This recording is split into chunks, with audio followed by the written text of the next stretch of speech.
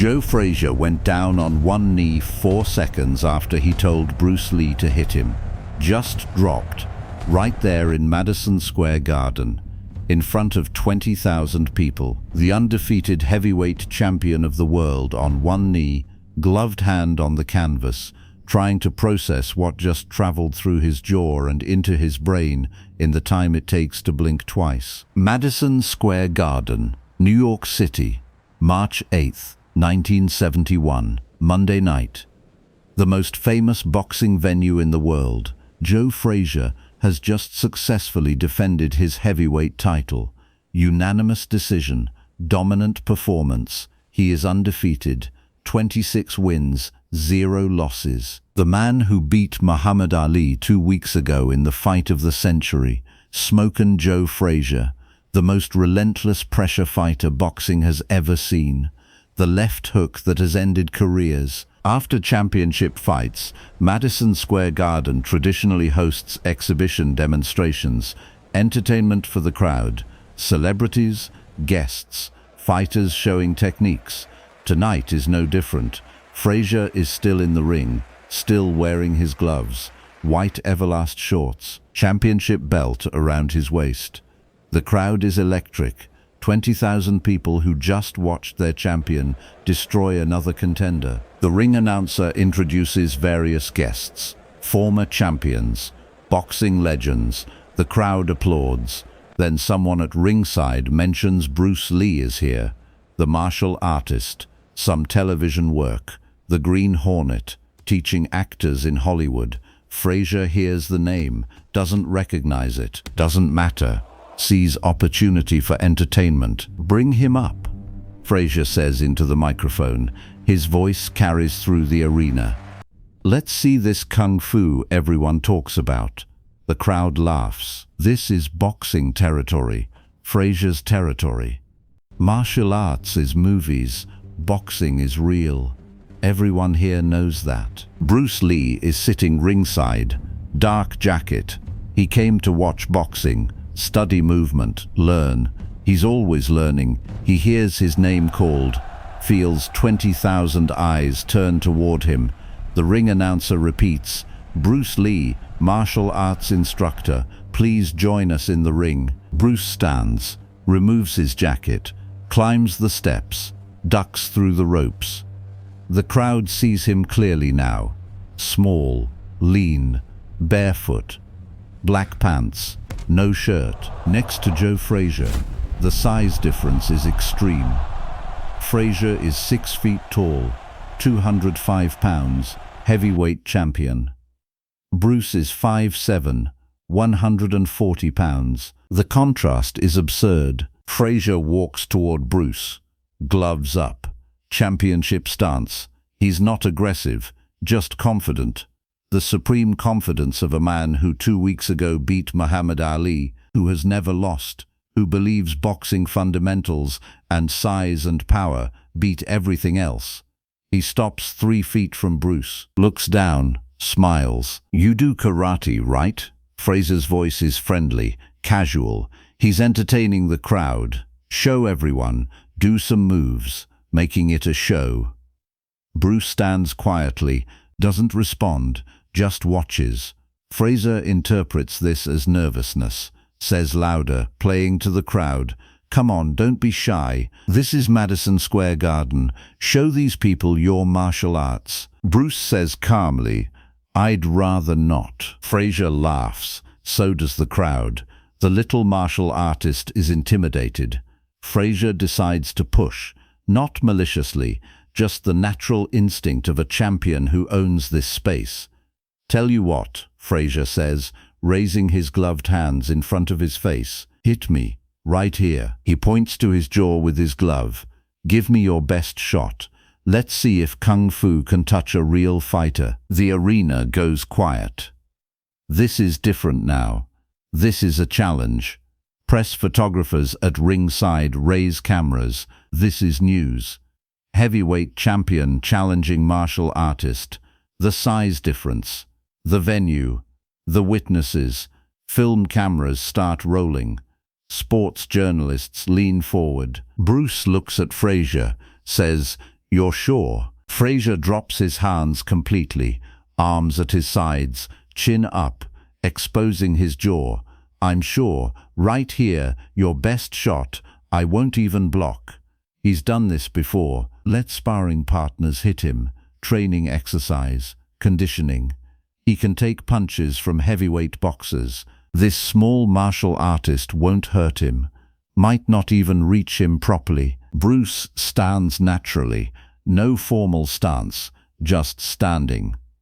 Says, "All right." The crowd leans forward, 20,000 people watching, ringside press ready. This is entertainment, this is spectacle. Nobody expects what comes next. Nobody can expect it, because what happens in 4 seconds doesn't fit into what boxing understands about punching. Second one, Bruce's right hand moves. Not a wind-up, not a chambered punch, not a telegraphed motion, just movement. His fist travels from his side to Frazier's jaw in a line so direct and so fast that most people watching will later argue about whether they saw his arm move at all or just saw the result. Second 2. Contact. Bruce's fist arrives at the point of Frazier's jaw. Not the chin, not the cheek, the specific point where the jawbone connects to the skull, the point where force transfers directly into the temporomandibular joint and the inner ear and the balance centers of the brain. The strike is not wild, not desperate, placed with precision, no wasted motion, no excess force, just exact delivery to exact location. Second 3. Joe Frazier's brain receives information it has never received before. Not pain, confusion. The strike didn't hurt in the conventional sense, didn't feel like the heavy punches from George Foreman or the sharp jabs from Muhammad Ali. Felt different, felt like someone unplugged something.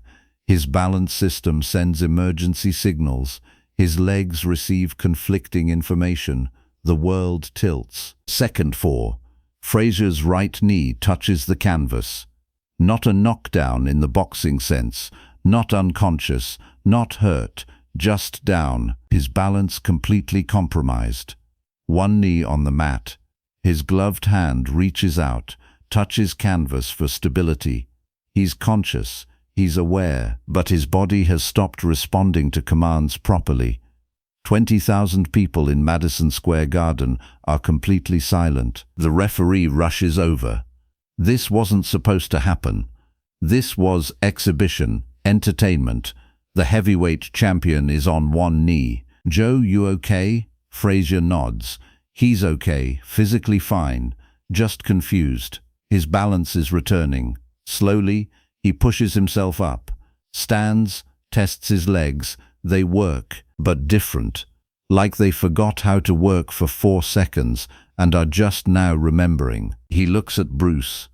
Bruce is standing where he was standing, hands at sides, expression calm, not celebrating, not gloating, just present. Frazier says, "What was that?" Bruce says quietly, "Precision, not power." Jaw connects to balance system. Light strike to right point affects equilibrium. Boxing teaches to punch through target, I punch to target, different result. Frazier touches his jaw. No pain, no damage, just the memory of his balance disappearing. He's been hit by the hardest punchers in boxing. None of them did this. None of them made his legs forget how to work. He looks at Bruce with new understanding. This isn't movies. This is something else, something boxing hasn't encountered. The arena finds its voice. 20,000 people erupting.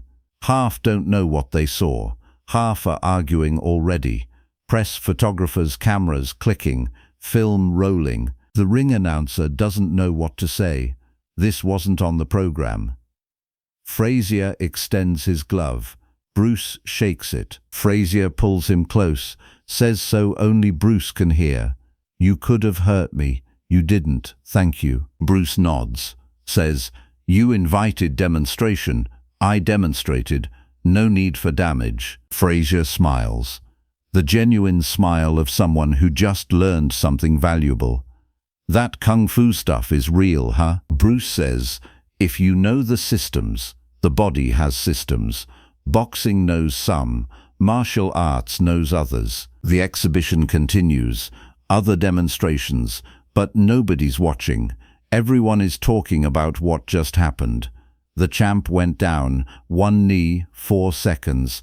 The little martial artist barely moved, and the heavyweight champion's legs stopped working. Ringside journalists already writing, "This is tomorrow's story." Bruce climbs out of the ring, puts his jacket back on, returns to his seat, doesn't give interviews, doesn't make statements, just sits, watches the rest of the demonstrations, like nothing happened, but everything happened.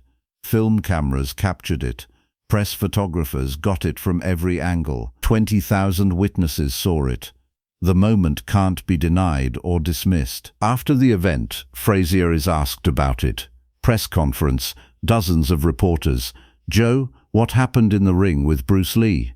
Frazier is honest. "I told him to hit me. He hit me. My legs went out. Never felt anything like that. Not power, precision. Hit something in my jaw that connected to my balance. Went down on one knee. That's what happened." Reporters press. "But you're the heavyweight champion. He's 140 pounds. Frazier nods. "I know what I am. I know what I felt. Size didn't matter. Technique mattered. He knew where to hit. I gave him the target. He took it. That's the story." The footage makes news, not mainstream yet. 1971 doesn't have viral video, but sports programs show it. Boxing shows, martial arts magazines publish frame-by-frame analysis. Heavyweight champion dropped by martial artist in 4 seconds. The debate begins. Was it real? Was it staged? Did Frazier take a dive? People who were there say no. 20,000 witnesses, press photographers, sports journalists, all verify. Frazier challenged. Bruce accepted. 4 seconds later, Frazier was on one knee. No dive, no performance. Just what happened when precision met an open target. Bruce doesn't capitalize on it, doesn't promote it, doesn't use it for publicity. Just continues teaching, training students, working on films. But the story spreads. The martial artist who dropped Smokin Joe Frazier in 4 seconds at Madison Square Garden, in front of everyone. The moment that changed how boxing viewed martial arts. Years later, Joe Frazier is asked about Bruce Lee. Always gives the same answer. "Little man taught me big lesson. Invited him to hit me. Thought size would protect me. Thought boxing fundamentals were enough. 4 seconds later, I was on one knee, trying to figure out why my legs didn't work. Bruce could have hurt me, could have humiliated me. Didn't. Just demonstrated, showed me there's more to fighting than what boxing teaches. Respect him for that.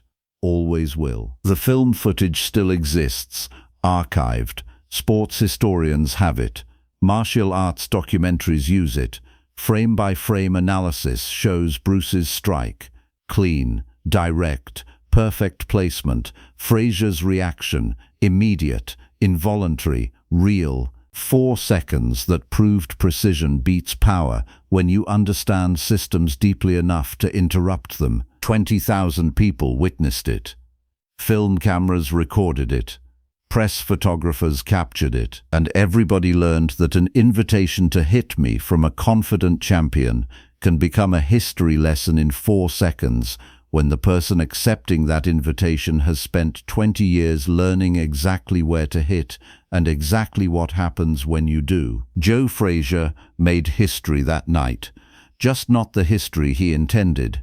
He intended to entertain, to show boxing's superiority, to give the crowd a demonstration of why champions are champions.